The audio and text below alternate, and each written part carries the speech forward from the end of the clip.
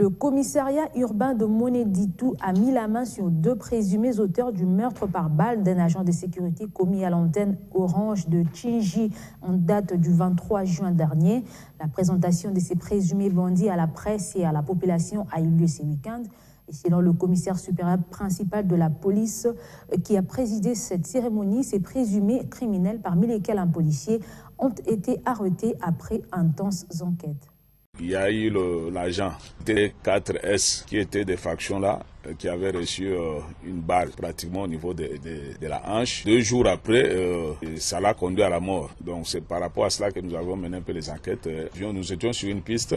C'est ainsi que la piste nous a amené à mettre la main sur 2 présumés auteurs de l'acte. Selon la victime, ils ont dévissé une barre de fer et ils se sont introduits. Directement, ils sont allés, ils ont éteint les moteurs. Donc c'est pour dire que ce n'est qu'un connaisseur, c'est lui qui a déjà travaillé, puisque même le superviseur ne sait pas comment on éteint les moteurs. Monsieur Mpoyi ici, Maya Didier, il a été même à la construction de cette antenne.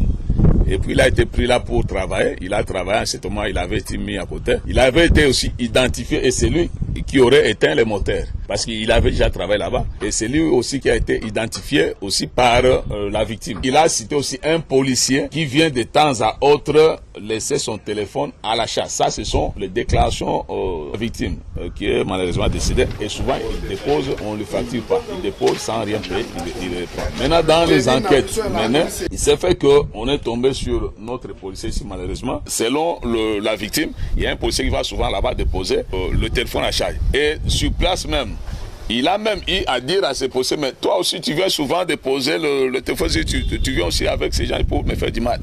Alors, c'est ainsi qu'à mes enquêtes, nous sommes tombés sur effectivement, lui aussi, il a avoué que, bon, il va souvent là-bas pour déposer les téléphones à charge. Bon, c'est ainsi que nous sommes dit, bon, qu'on mette d'abord la main sur lui, bon, quitte à la justice peut-être de déterminer que si c'est lui ou c'est pas lui. Nous transférons au président judiciaire, donc ils vont tout comme il y a usage d'armes de guerre.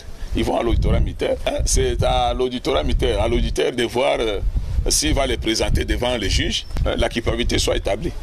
Donc il y a une certaine complicité aussi de la population dans ce qui se passe sur la ville. Mais quand ça ne va pas, on dit que la police ne fait rien, la police ne fait rien, tout ça. Et pourtant, la population, elle est des fois aussi complice dans certaines situations qui se passent sur la ville.